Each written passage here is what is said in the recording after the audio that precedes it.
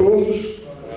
Obrigado por suas presenças na reabertura das Quintas Literárias da ANE, depois de exatos 8 meses. Nós fizemos aqui pela última vez em 5 de março, com a palestra do nosso amigo Oleg Almeida sobre tradução de escritores russos, foi muito interessante. Tínhamos uma palestra marcada para o dia 19 daquele mesmo mês, mas no dia 12 de março, portanto, por isso é que eu disse exatos 8 meses, no dia 12 de março a gente teve que fechar, em função do decreto do governador libanês, do dia 11, que foi publicado naquele dia 12. Naquela mesma manhã, eu reuni virtualmente a diretoria e o conselho da ANE, e nós deliberamos por aderir às restrições que eram recomendadas naquela ocasião pela Organização Mundial de Saúde. Eu acho que fizemos bem, mas agora, antes de encerrar o ano, nós também avaliamos como colegiado que deixar passar um ano sem nenhuma atividade, considerando que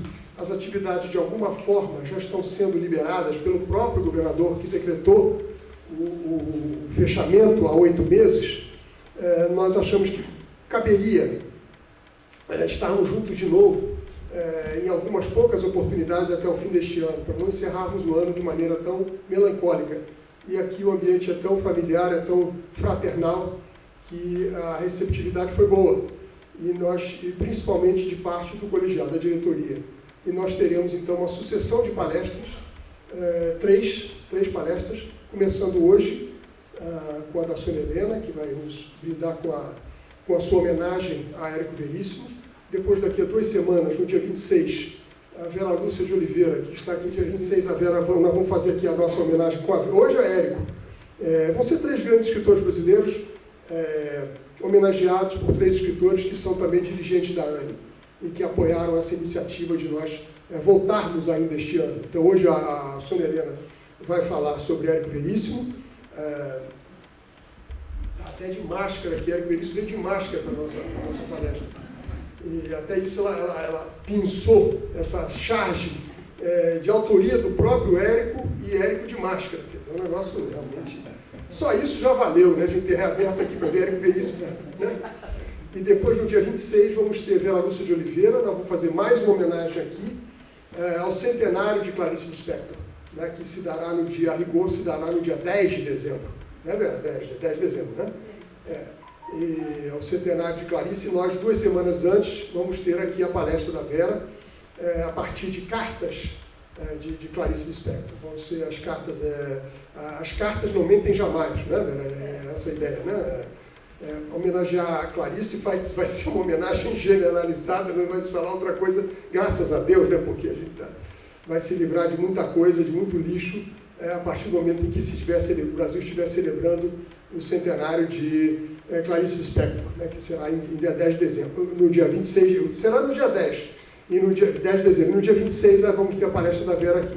E no dia 10 de dezembro, daí eu ter feito essa pequena confusão, no dia 10 de dezembro nós temos a terceira e última palestra deste ano, que estava marcada para acontecer em julho, também de nosso diretor, Edmilson Caminha. Nós vamos homenagear Vinícius de Moraes, no ano em que se completam 40 anos da morte do grande poeta carioca. Então, é um privilégio nós voltar a estar juntos.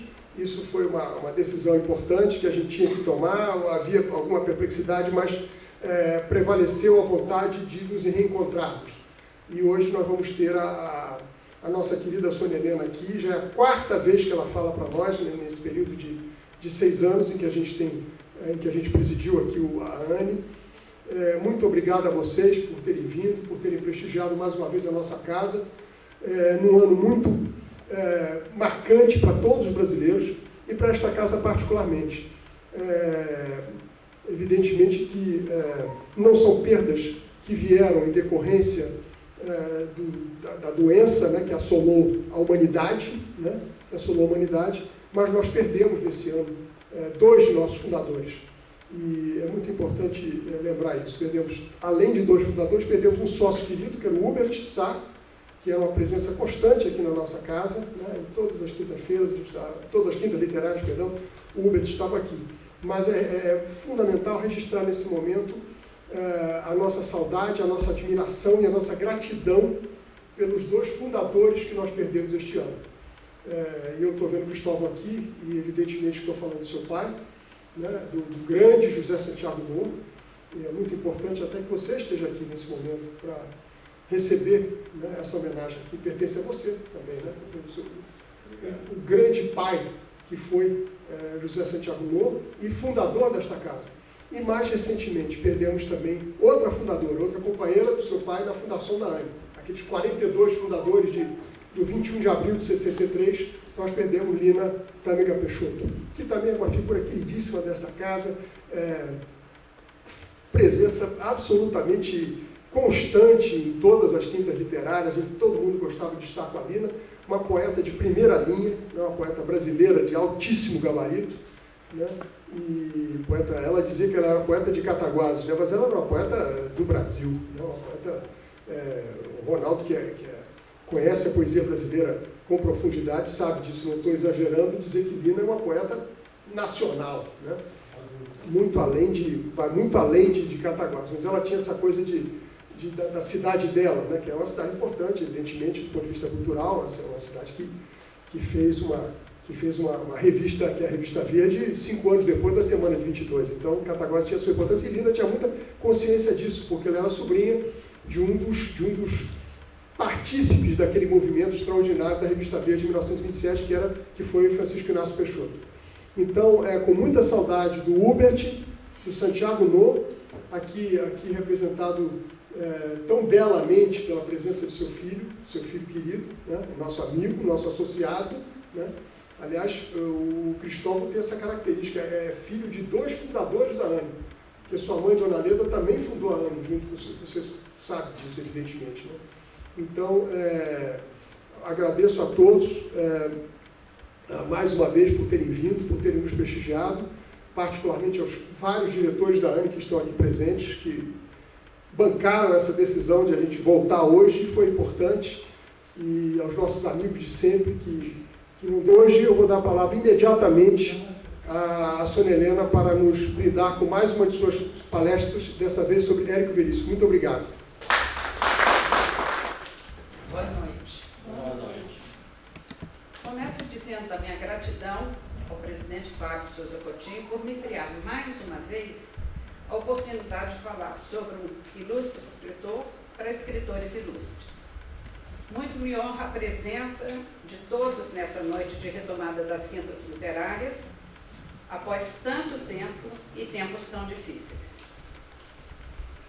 Nos primeiros anos do meu curso de arquitetura, o professor de História da Arte deu-nos uma vez um texto sobre a arte bizantina e nos pediu que, depois de o ler, anotássemos em uma folha 5 indagações que o texto nos tivesse provocado e tentássemos respondê-las com base no que havíamos lido. Esse exercício seria a prova do bimestre. Não valiam perguntas como: quanto tempo durou a arte bizantina? Porque o texto começava dizendo que ela nasceu no início do século IV, com o Edito de Milão acordado entre Constantino e Licínio em 313, com vistas à paz e liberdade religiosa para todos os homens. E com a transferência em 330 da capital imperial para Bizâncio, cidade grega posteriormente rebatizada como Constantinopla, tendo durado até 1453 com a queda dessa cidade. Ou seja, perguntas óbvias, com respostas diretas no texto, não seriam aceitas. O que ele queria é que refletíssemos sobre o que léramos. Vários alunos nem sequer conseguiram formular as perguntas. Outros não lograram responder às questões feitas por eles mesmos. De minha parte, o exercício reforçou minha convicção de que, mais que a leitura, por mais prazerosa que seja, os escritos que nos caem às mãos abrem horizontes novos, revelam realidades desconhecidas, provocam a imaginação e instigam-nos a refletir. Era o que me havia sido ensinado desde a infância, vivida no meio de uma família de intelectuais, literatos, poetas e músicos. Em casa, lia-se sempre, sem reservas ou restrições. Quando eu revisitava e estudava Josué Monteiro na preparação de palestra que faria aqui nesta casa sobre o autor de Lago do Desterro e Casa da Sagração, deparei-me com uma magnífica entrevista sua para o professor Reginaldo de Jesus, entrevista que na verdade não aconteceu, e sim foi imaginada pelo professor e leitor estudioso de Monteiro, inspirado na crônica Entrevista com Machado de Assis, também imaginária, de Rubem Braga, publicado no livro A Editi Copacabana, editado pela Record em 1960. A entrevista que o professor Reginaldo de Jesus publicou em uma plaquete, a qual deu o nome de Tambores de São Luís, 40 anos da obra-prima de Josué Monteiro, foi uma das melhores e mais concisas fontes de informação que encontrei sobre esse magnífico livro monteriano. Ao pensar no que poderia dizer sobre Érico Veríssimo, depois do quanto já se falou sobre seus escritos, ocorreu-me a ideia de que talvez pudesse ser válido o esforço de, mesmo sem qualquer originalidade, apenas relembrando um exercício universitário e humildemente apoiado no experimento de Reginaldo de Jesus, por sua vez inspirado na crônica de Rubem Braga, trazer aos senhores a mais recente entrevista com Érico Veríssimo, composta de algumas das várias questões que me fui indagando ao reler sua obra e pelas respostas que encontrei nos textos do próprio Veríssimo, como corpo ou prefácio de seus livros e em manifestações suas em diferentes ocasiões. Cabe aqui um agradecimento especial a Jorge Guilherme Franciscone, amigo e irmão querido, gaúcho como Érico, pelo diverso, rico e interessante material sobre o seu conterrâneo a mim oferecido, incluindo uma linda carta-poema de Mário Quintana para Érico, no qual pude apoiar-me por ver refletido aí o pensamento do escritor. Franciscone e eu somos gêmeos com alguns anos de diferença. E como gêmeo mais velho, ele me incumbiu de entregar ao Jeane, ao Fábio, ao Gilmar, uma coleção completa da obra de Érico Veríssimo, para a Biblioteca da ANA. Muito obrigado, Francisco. Bom, eu espero ter conseguido algum êxito na empreitada de montar a entrevista. Os senhores poderão responder à minha inquietude no final desse encontro. Peço, portanto, licença para, com emocionada alegria, convidar um certo magistral Veríssimo a juntar-se a nós nessa noite. Boa noite, Érico. Permita-me chamar assim, a fim de levarmos essa conversa em um tom nada formal. Aliás, formas não se verão, apenas as ideias vão interessar-nos. Começo pelo final. Infância em Cruz Alta, juventude em Porto Alegre, pouco na revista Globo, como diretor, editor, ilustrador, redator, paginador, temporadas nos Estados Unidos, diversas viagens, incontáveis conferências, correspondente, professor. Muitas conversas com o espelho, muitas memórias a registrar. Quando e como lhe veio a ideia de solo de clarineta? Na verdade, nem cheguei a terminar as minhas memórias. Quando parti, deixei-as incompletas, um segundo volume inacabado. A editora Globo, em acordo com minha família, cuidou de reunir o que eu já havia preparado, as anotações feitas para seguir adiante, e zelosamente entregou esse material a Flávio Loureiro Chaves, professor de literatura brasileira da Universidade Federal do Rio Grande, que tratou de finalizar o segundo volume de solo de clarineta. Por que escrever? Estou de novo diante do espelho. O meu reflexo sorri. Afinal, acabaste fazendo o que dizias que jamais haverias de fazer. Uma autobiografia? Bom, o homem é um fecho de questões. Não te esqueças da teoria das erratas do inefável Brás Cubas. Andam por aí tantas informações biográficas erradas a meu respeito, mesmo quando bem intencionadas, que me senti na obrigação e com o direito de contar eu mesmo a minha história. Um testemunho? Não, seria pretencioso. Um testamento, também não. Discurso de despedida, mórbido. Vou fazer o possível para continuar vivo e ativo por muito tempo. E como descreverias o ato de redigir essas memórias? Foi gostoso às vezes, doloroso outras. Aqui e ali, aborrecido. Em suma, acho mais fácil e agradável fazer ficção. Podias botar mais paixão, ir mais fundo, mais sangue. Já sei, querias um striptease completo. Isso. Sinto muito. Entraste no teatro errado. Querias um concerto de jazz ou uma grande peça sinfônica. Eu te dei um solo de clarinete. Você escreveu Clarissa aos sábados e domingos. Caminhos cruzados em cerca de 4 meses. Música ao longe em poucas semanas. E demorou 15 anos para concluir a trilogia O Tempo e o Vento. Por que diferenças tão acentuadas? E como é o seu processo criativo? Estou convencido de que o inconsciente representa um papel muito importante, mais do que o escritor pode admitir, no ato da criação literária. Costumo comparar o nosso inconsciente com um prodigioso computador, cuja memória durante os anos de nossa vida, e desconfio que os primeiros 18 são os mais importantes, vai sendo alimentada, programada com imagens, conhecimentos, vozes, ideias, melodias, impressões de leitura, etc. O computador, a revelia de nossa consciência, começa a sortir todos esses dados, escondendo tão bem alguns deles que passamos anos e anos sem que tenhamos sequer conhecimento de sua existência. Quando, por exemplo, nos preparamos para escrever um romance e começamos a pensar nas personagens, o computador, sensível sempre às nossas necessidades, rompe a mandar-nos mensagens, algumas boas, pedaços físicos ou psicológicos de pessoas que conhecemos, outras traiçoeiras, recordações de livros lidos e esquecidos que nos podem levar ao plágio.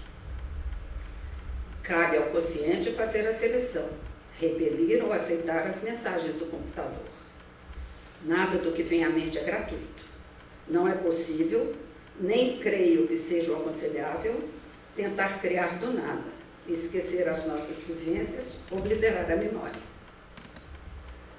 Você escreveu uma sequência com Clarissa e Vasco. Clarissa, Música ao Longe, Um Lugar ao Sol e Saga. Criou uma trilogia, por certo a sua obra maior, Monserra Cambará. Você admite que algumas características de uma personagem em determinado romance são muito próximas das características de outra personagem de um novo livro escrito anos depois, como as do Eugênio e Floresmar, de Olhai os Lírios do Campo, que lhe recorda Bolívar Cambará e o Cuca Lopes, de O Tempo e o Vento. Ou ainda as de João de Deus Albuquerque, de Música ao Longe, e de Licurgo Cambará, de O Tempo e o Vento.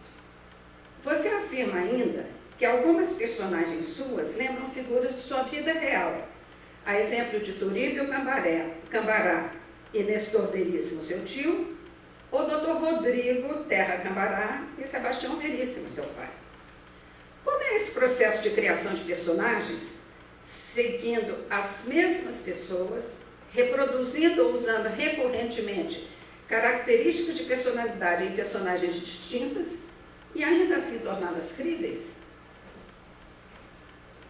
Uma das muitas provas porque tem que passar o romancista para convencer-se a si mesmo e aos leitores de que não é apenas um memorialista, nem um fotógrafo ambulante, é a de criar com verossimilhança uma personagem que seja diferente dele em matéria de gosto, temperamento e caráter. Dizer, como sugeriu um amigo, que deleguei a Rodrigo procuração para fazer por mim tudo quanto desejei ter feito na vida, mas não fiz por timidez ou falta de coragem moral ou física, é uma explicação não apenas simplista, mas simplória. Para dar verossimilhança a uma personagem não autobiográfica, o novelista tem que usar toda a sua capacidade de empatia, isto é, a faculdade de meter-se no corpo de outras pessoas e que lhe permite sentir-se, ser alternadamente, um herói ou um covarde, um bandido ou um santo, uma dama virtuosa ou uma prostituta. Sempre procurei tratar minhas criaturas com certa imparcialidade sentimental, como um pai, digamos assim, que divide sua afeição igualmente entre os inúmeros filhos.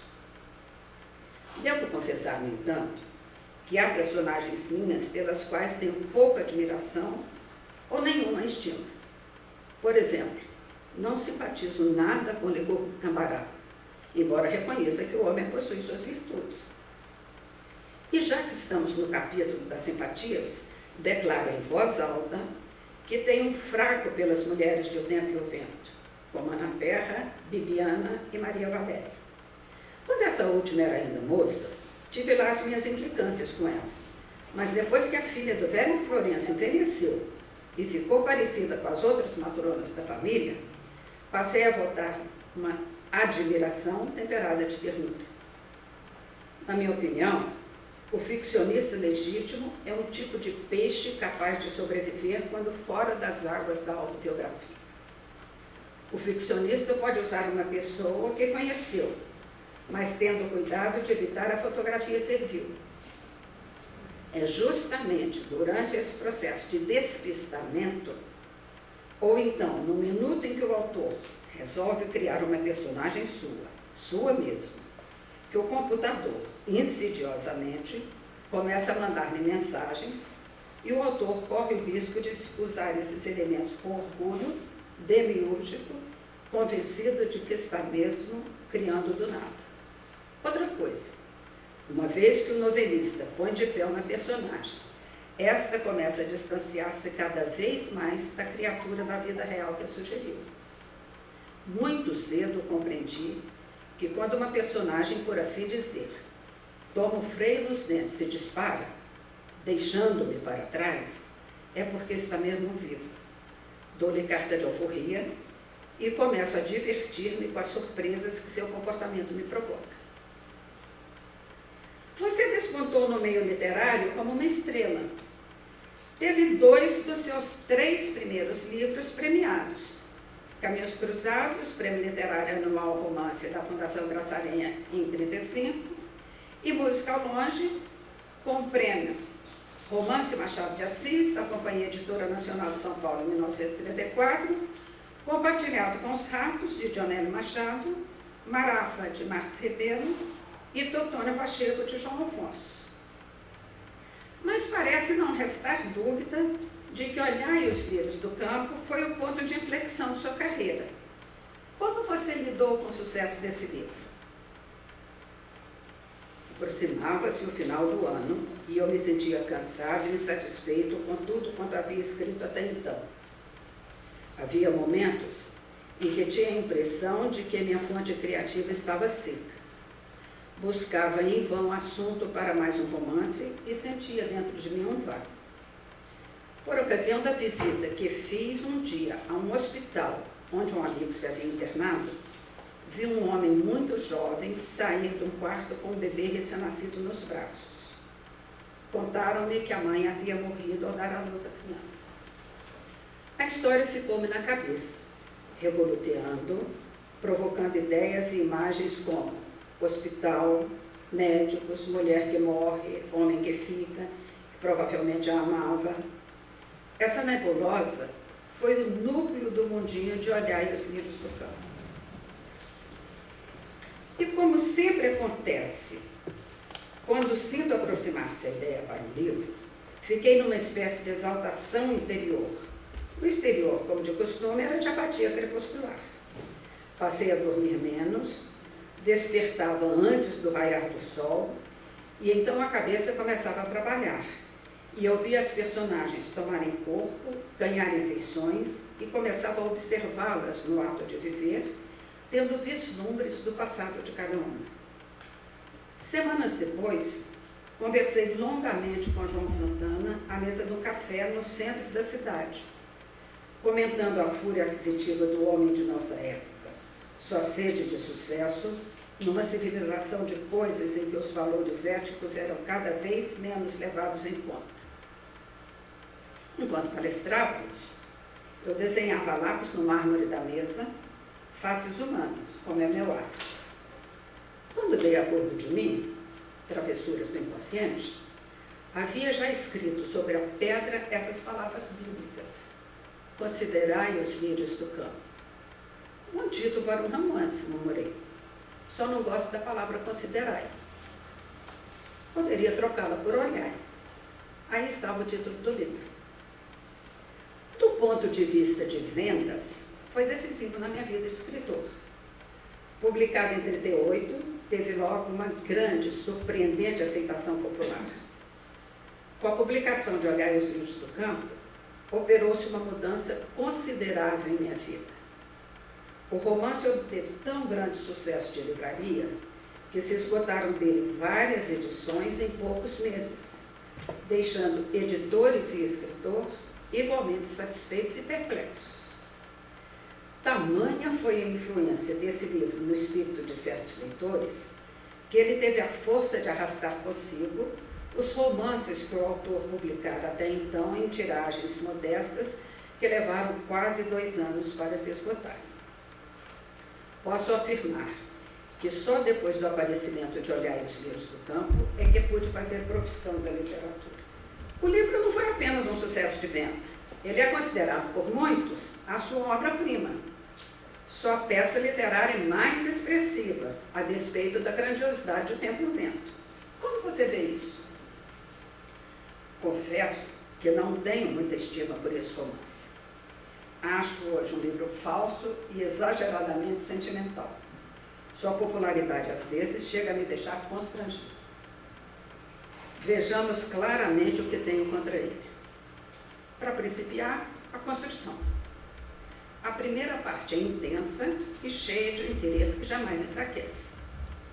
Na segunda, porém, esse interesse declina e a história se dilui numa série de episódios anedóticos sem unidade emocional.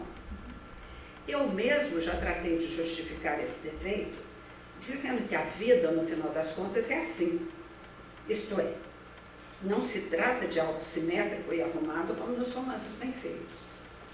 A verdade é que nem eu mesmo consegui aceitar a validade de meus próprios argumentos. Há em Olhai os Lírios do Campo uma filosofia salvacionista barata que me faz perguntar a mim mesmo como pude escrever tais coisas, mesmo levando-se em conta o fato de haver atribuído essa filosofia a personagens do livro. Não posso, no entanto, afirmar que o romance me desagrade de princípio a fim. Encontro nele páginas que ainda hoje me comovem e parecem das melhores dentre quantas este autor haja escrito em superba vida, como diria Dom Pepe Garcia. Entre elas, destaco a cena em que Eugênio, à hora do jantar, encara o pai, depois de ter fingido não conhecê-lo na rua aquela tarde. E da visita do mesmo Eugênio a Floresmal, que está à morte num leito da Santa Casa de Misericórdia. E ainda muito dos diálogos entre Olívia e Eugênio. Talvez Olhai os Lírios do Campo deva ser considerado mais uma parábola moderna na forma de romance do que um romance propriamente dito.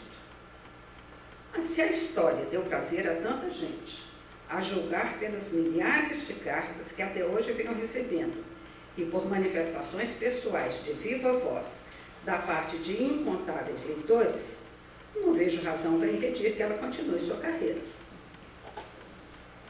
Você mencionou seu prazeroso hábito de desenhar. Em solo de clarineta, você se refere a esse costume por diversas vezes.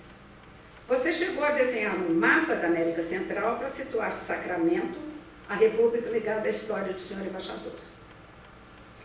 Você afirmou considerar Clarissa uma coleção de aquarelas e poemetos em prosa em torno da vida cotidiana.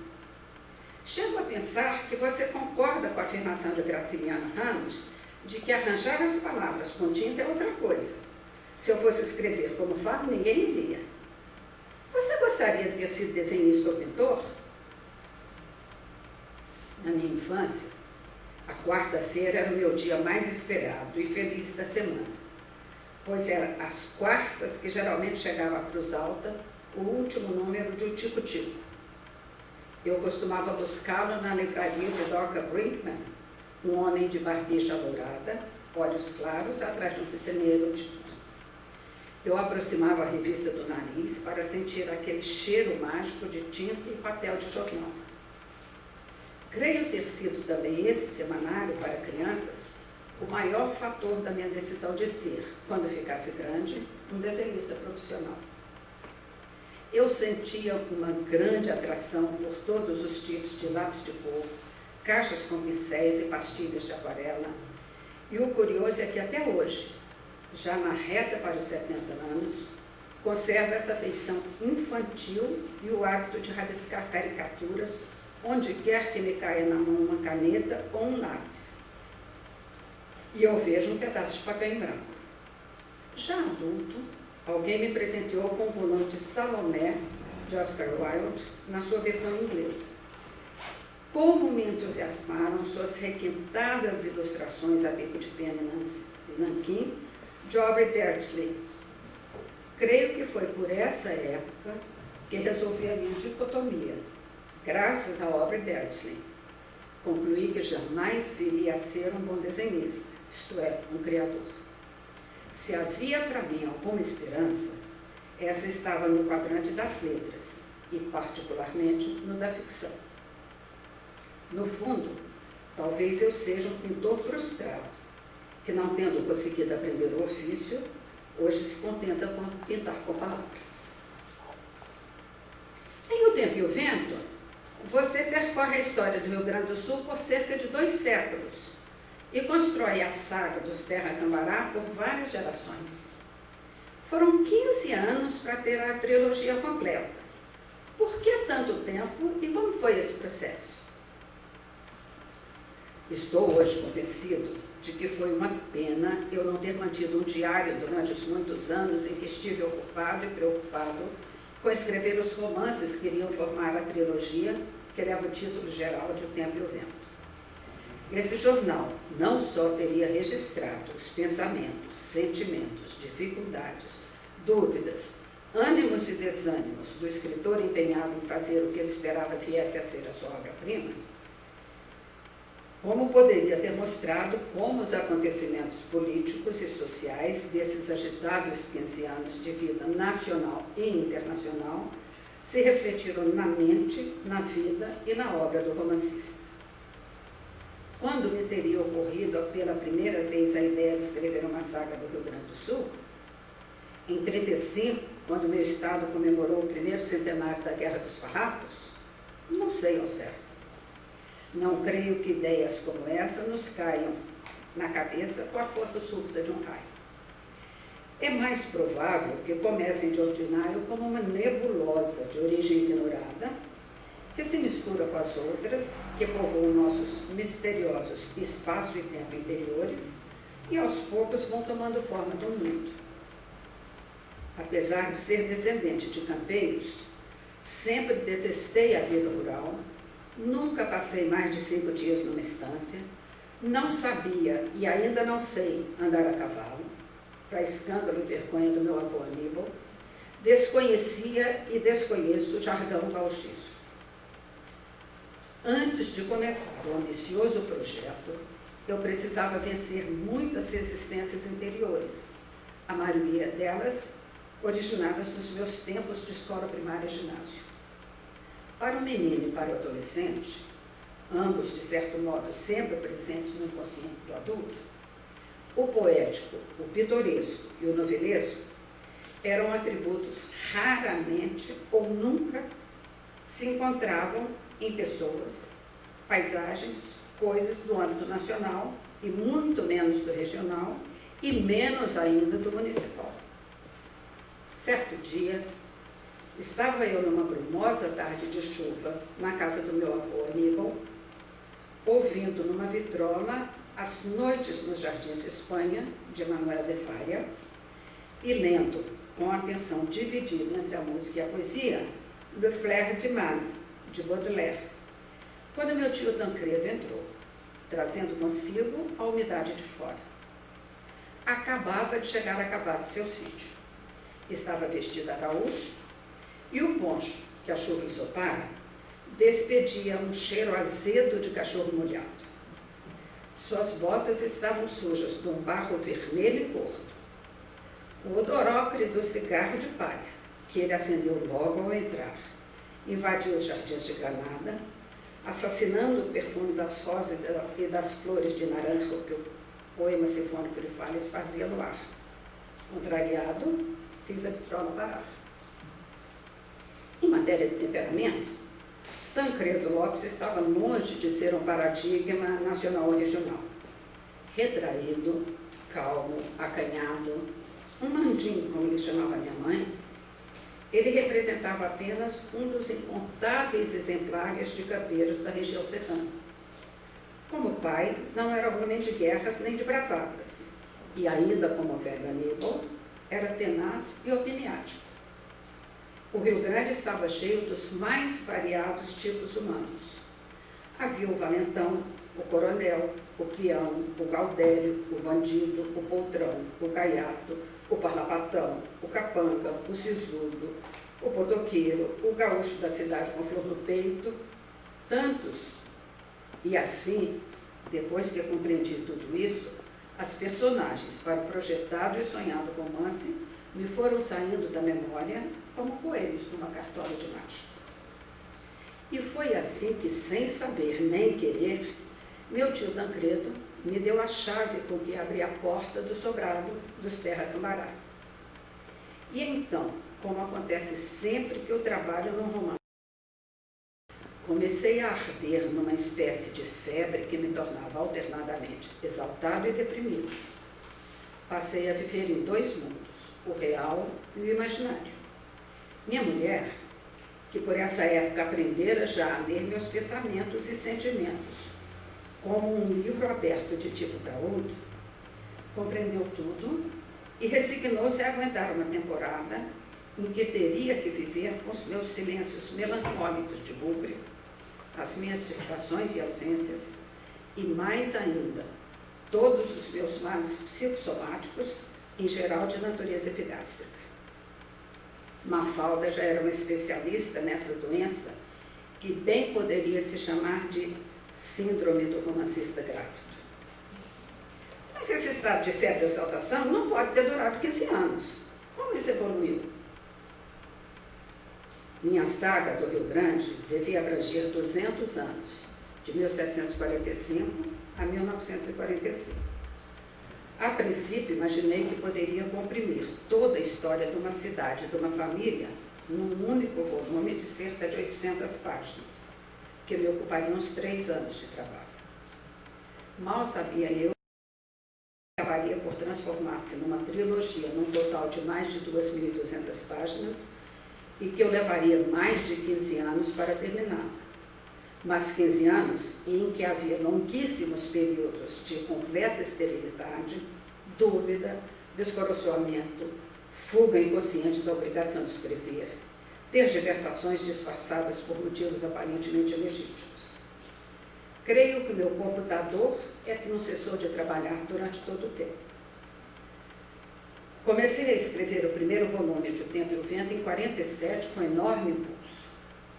A parte de O Continente, o primeiro volume, intitulada Na Terra, constituiu uma dura prova para o romancista, pois nela joguei um mínimo de elementos tanto materiais como psicológicos para criar uma atmosfera, um drama e pôr de pé personagens como Ana Terra, seu pai Maneto, sua mãe Henriqueta, os irmãos Antônio e Horácio. Sim, e havia ainda o corpo moço da Ana Terra e seus desejos reprimidos, e o código de honra do velho Terra, e a resignação dolorida de Dona Henriqueta. Estava claro que o computador já determinara o aparecimento na Cismaria dos Terra do índio Pedro Missioneiro, personagem cuja origem profunda eu não saberia explicar. Reputo a publicação da primeira parte de O Tempo e o Vento em 49, o acontecimento mais importante da minha carreira de escritor. Se o sucesso popular de Olhai os Lírios do Campo me havia tornado possível viver exclusivamente do produto de meus livros, agora o Continente, além do êxito de suas vendas, alcançava também um succès d'estime, teve excelente crítica. Levei 2 anos para escrever esse primeiro volume, usando ou repetindo notas, repelindo algumas que se me haviam acumulado nas gavetas desde 1939. Ao começar o último terço do tomo, tive uma pane no motor e passei quase 6 meses sem poder escrever uma linha sequer, o que me deixou agoniado. Até então, eu procurava convencer os outros e a mim mesmo que escrevia como o roleiro faz um vaso. Era uma espécie de artesão que não se deixava envolver sentimentalmente pelos produtos de sua habilidade técnica. Minha mulher e alguns amigos mais chegados, como Maurício Rosenblatt, sorriam nessa ideia, que sabiam falsa. Agora eu tinha que me render à evidência. Durante a feitura de O Continente, tive vários distúrbios gástricos, angústias, momentos de depressão alternados com acesso de euforia. Comecei a escrever o retrato em janeiro de 1950, na Praia de Torres, num apartamento com vistas para o mar. Tinha decidido dedicar todo o livro a um retrato de corpo inteiro do Dr. Rodrigo Terra Cambará, bisneto e homônimo do bravo capitão. O novo Rodrigo devia representar um largo passo dos Cambarás, rumo de sua urbanização, e também o princípio da intelectualização dessa família, que, tendo por um dos lados começado em 1745, com uma índia que trazia no ventre um filho de pai desconhecido, haveria de produzir um dia o escritor Floriano Cambará.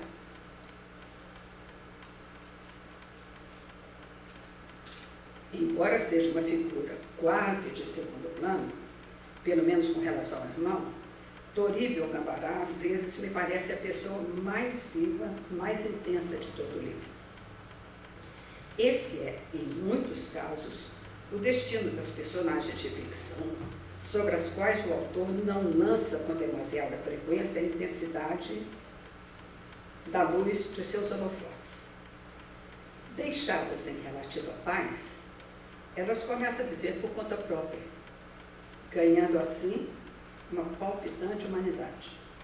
Os filhos não mimados são os que nos saem melhores. O retrato foi publicado em 1951. A despeito do prazer com que eu escrevi, achei-o literariamente inferior ao Continente. Para principiar, falta-me o elemento épico. Em fins de 52, aceitei o convite que me fez João Neves da Fontoura, então ministro de Relações Exteriores, para substituir Alceu Amoroso Lima no cargo de diretor do Departamento de Assuntos Culturais da União Pan-Americana em Washington. Ficou combinado que embarcaríamos em março do ano próximo, época em que Amoroso Lima já estaria de volta ao Brasil. Passamos aquele verão em Torres, onde fiz vãs tentativas para começar a escrever o último volume da trilogia, O Arquipélago. Só voltei a ele no final de 57. Em janeiro de 58, Mafalda e eu fomos para a Praia de Torres, onde nos instalamos numa vivenda que os Dantas, um casal de amigos, nos emprestaram pela metade da temporada de verão.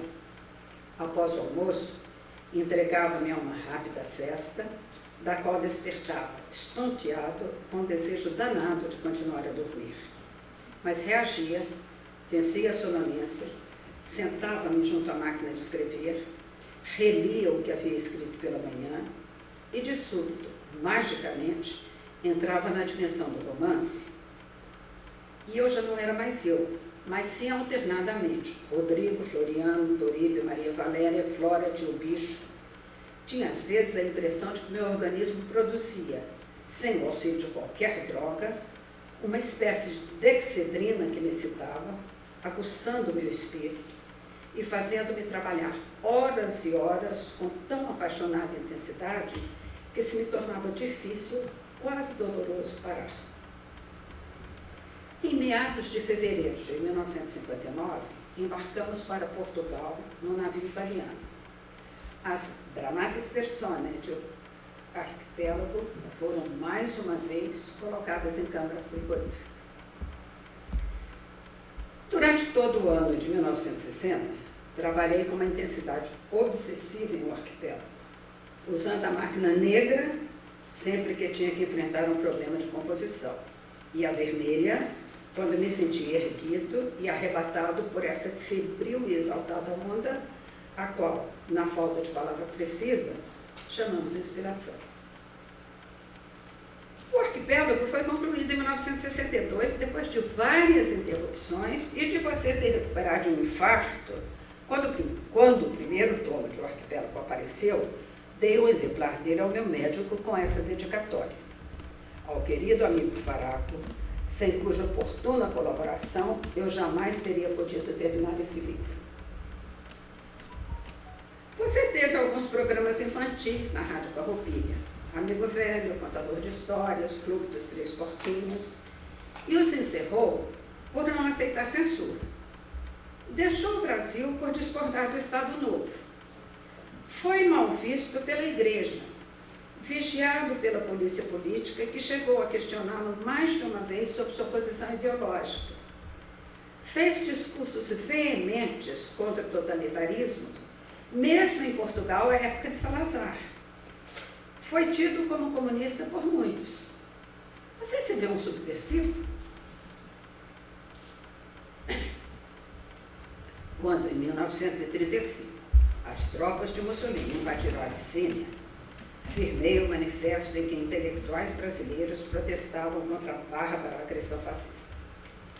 Protestei também, não uma, mas 1000 vezes, quando, em 1937, o generalíssimo Francisco Franco aceitou o auxílio de tropas da Alemanha e da Itália, que massacraram parte do povo espanhol, usando como cobaia para experiências com as armas modernas que aqueles dois países, então totalitários, haveriam de usar na guerra em que breve iriam a provocar. O Pacto Russo-Alemão, que em 1939 permitiu a invasão e mutilação da Polônia, abrindo aos nazistas o caminho para a conquista da Europa, teve também o meu repúdio e foi manifestado repetidamente em público. Incontáveis vezes lancei meu protesto apaixonado contra as perseguições e atrocidades de que tem sido vítima o povo judeu, em tantas partes do mundo. As violências praticadas pela Inglaterra contra os patriotas do Chipre e as da França contra os nacionalistas da Algéria têm a minha mais decidida antipatia. Para que ponto cardeal do comportamento humano converge esses sentimentos e manifestações, em que partido político me enquadro, é muito simples a resposta. Eles indicam que o escritor que agora vos fala coloca acima das conveniências político-partidárias, acima das doutrinas filosóficas, econômicas ou sociais, a causa da dignidade do homem, do seu direito a uma vida decente, produtiva e bela, de seu privilégio de escolher livremente a própria religião e os próprios governantes e manifestar-se publicamente sem qualquer tipo de pressão física ou psicológica.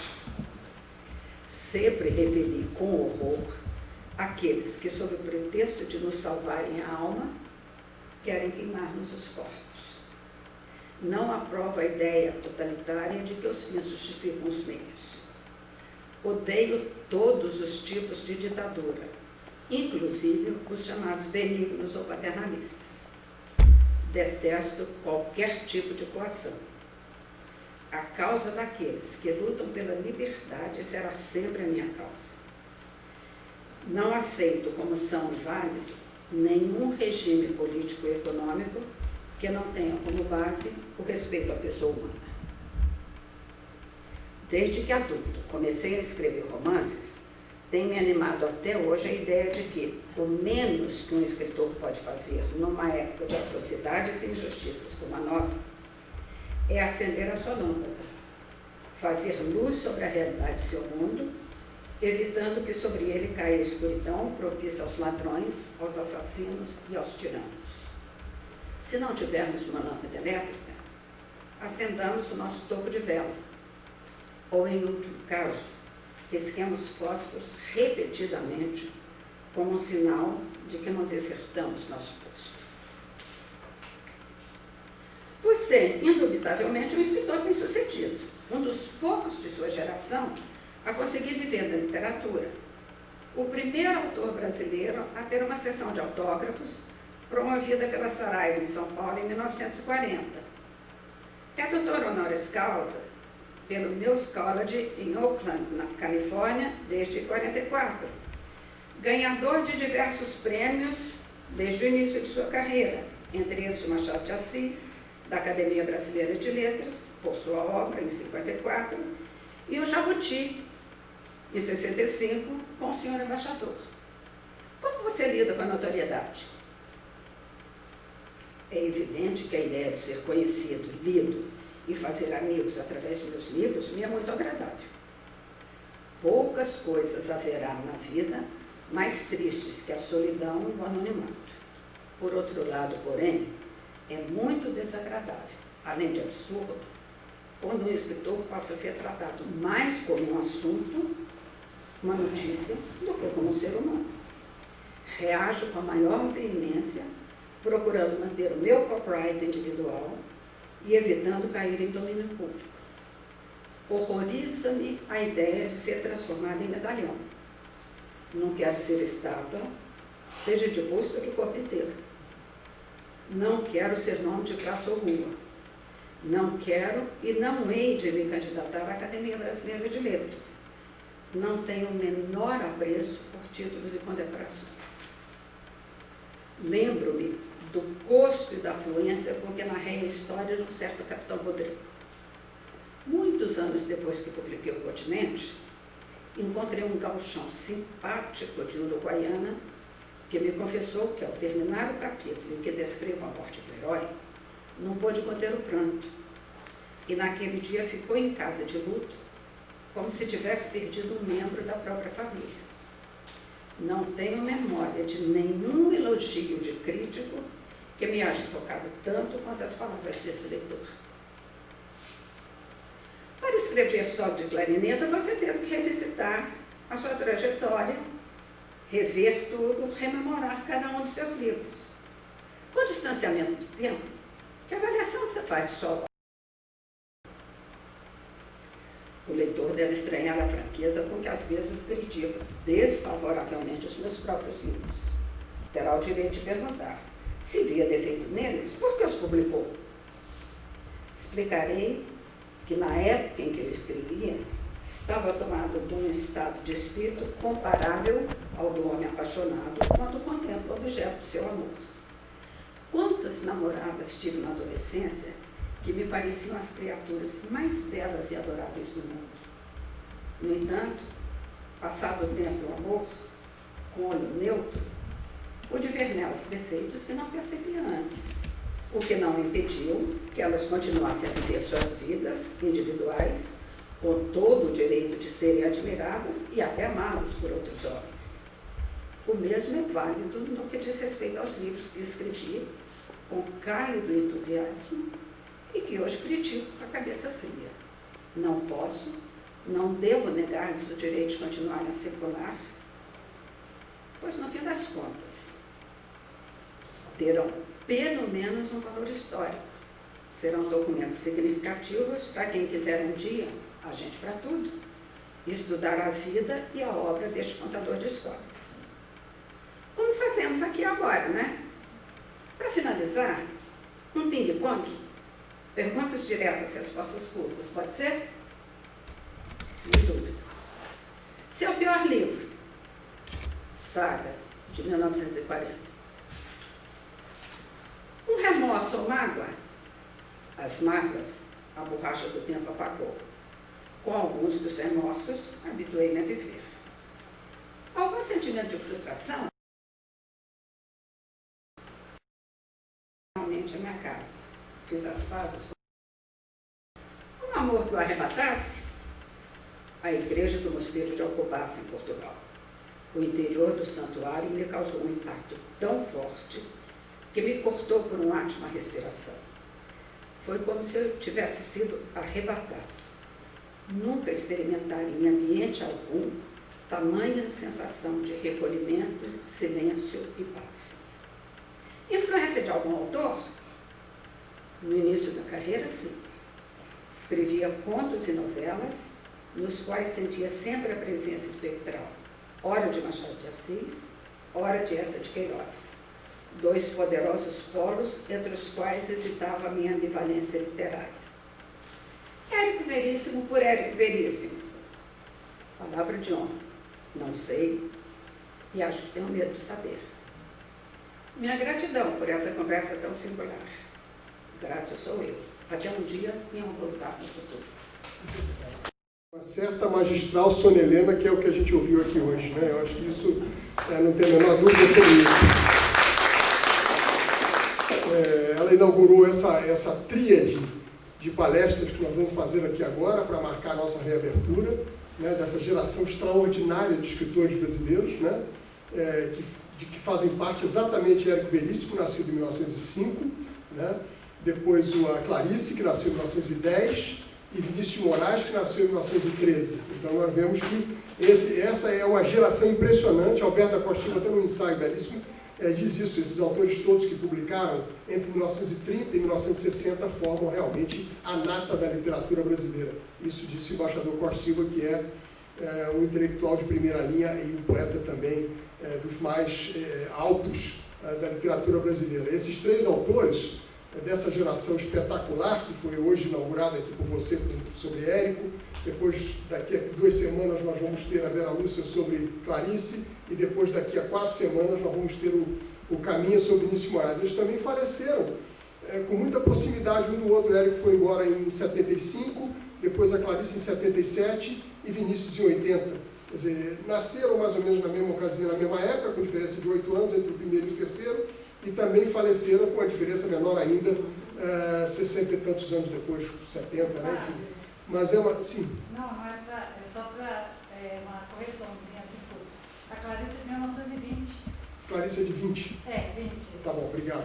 Mas enfim, agora é o centenário. é uma geração extraordinária, né? Começando com Érico em 5, depois Vinícius em 13 e Clarice em 20. Né? Exatamente.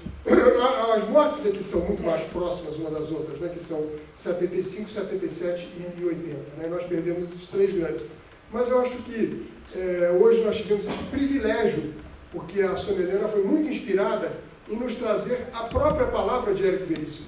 Isso foi um grande ganho para todos nós. Né? Eu acho que todos nós tivemos esse benefício extraordinário. E quem quiser, por acaso, agora se dirigir à Sônia Helena, o João Vitor está com o microfone ali, se alguém quiser fazer alguma indagação com brevidade, né, para que mais de um possa fazê-lo, vou passar às mãos da Sônia Helena o 4º certificado por 4 palestras exemplares que ela fez aqui para nós nos últimos anos, e estava me lembrando hoje, quando eu estava assinando isso aqui, que é o 4º, né, e me lembrei daquela, como eu sou apaixonado por futebol, não precisa nem dizer isso, né? É uma redundância, né?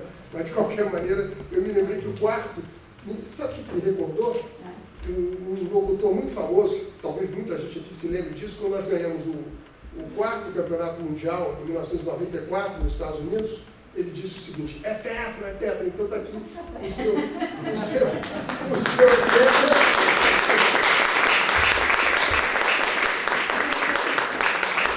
Então, nosso muito obrigado a todos por terem vindo.